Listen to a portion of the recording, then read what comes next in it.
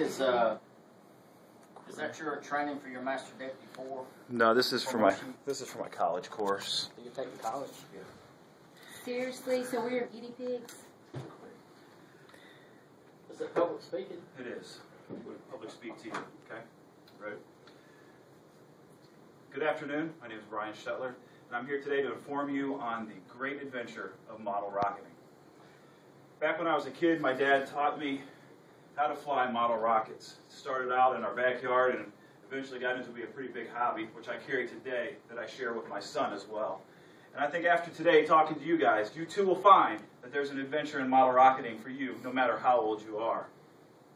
What I'm going to discuss today is a couple of the model recovery methods, how you get the rocket back to you after you launch it up into the sky. There's six main ways that we recover a rocket, and Wikipedia is a great resource to see how some of this works. The first that we're going to talk to is called the Featherlight recovery method, and basically it's for small rockets. We're talking rockets maybe about this size. And what you're going to do is you're going to launch the rocket up into the sky, and at some point it goes ahead and ejects the rocket out, and it tumbles back down into Earth. It's a really easy method. There's not a lot to it other than watching the rocket fall back down. Because it's so small, it kind of tumbles like you would see a piece of paper going through the sky. One of the next methods that we're going to talk about is another simple method, and it's the tumble recovery. And the tumble recovery is when you start getting a little bit of an increased size in model rockets. And basically it's the same type. It's going to go ahead and it's going to launch up into the sky. And once it launches up into the sky, it's going to go ahead and do the same thing, eject the engine, and it's going to tumble back down to Earth. One of the main things is that you don't want to have a rocket that's so stable that it's going to turn into a straight up and down arrow and come and launch itself back down. So you want it to be able to tumble back down to Earth. One of the third ones, and this is one of the most probably prevalent ones out there, Estes is a huge manufacturer of model rockets. This is one of the main ones that they sell. And this is the nose blow method. And basically what's going to happen is the rocket's going to go up. There's a second stage built into it, which is going to pop the nose cone out, which helps it to stabilize itself as it's coming back down, so it doesn't turn back into like a pencil coming back into the ground. It's a very easy method, and basically it comes right back down to where it launched from. One of the next ones is the parachute method. And the parachute method is pretty cool. It's what you would think of as a way to combine a couple of different things into it, like a guy parachuting out of an airplane and a rocket all into one.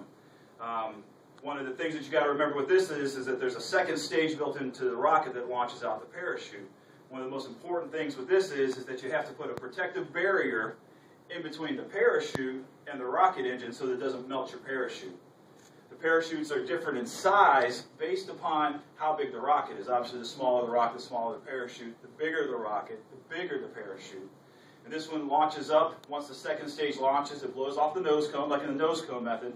But then there's another stage that goes ahead and pushes the parachute out. The parachute expands up and it glides nice and easy back down to Earth. That one takes a little bit more practice because depending on wind and how much space you got, the parachute can obviously blow off into a different area if there's a lot of wind involved. One of the next ones is the glider method. And the glider method is one of the ones that the Model Rocket Association likes to go ahead and push because it's got a couple of different things that it puts in there. Basically what's going to happen is you're going to launch your rocket. When your rocket goes up into the sky, it's going to go ahead and pop a second stage, and wings are going to come off of your rocket. Now, if it's properly calibrated, it's going to glide. It's going to glide in a circle and come right back down to where it launched from. The glider method can also be kind of neat because what you can add onto it is a remote control. So you can kind of combine another hobby of remote control with the rockets. And what it'll do is it'll launch up into the sky. It'll go ahead and deploy the wings, and then you'll have a remote control where you can remote control glide it back down to where you want it. So that's kind of combining a couple different sports and hobbies into all. And then the last method that you have, and this is kind of one of my favorite methods, is the helicopter method. And basically what you're going to have is you're going to have a nose cone, and you're going to have the helicopter blades. It's going to all stuff into a rocket. You're going to launch it up, and when it goes ahead and sets a second stage off, The nose cone is going to pop out, and rubber bands make it expand out into a helicopter, and it's in a helicopter right back down to where it came out from. It's kind of cool. It's kind of neat to see it happen. In conclusion, what we've learned here today is there's a number of different ways in which we can launch model rockets. There's a number of different ways in which we can recover model rockets. But the most important part of it all is that you've found a new hobby and something that you can share with somebody else or something to try.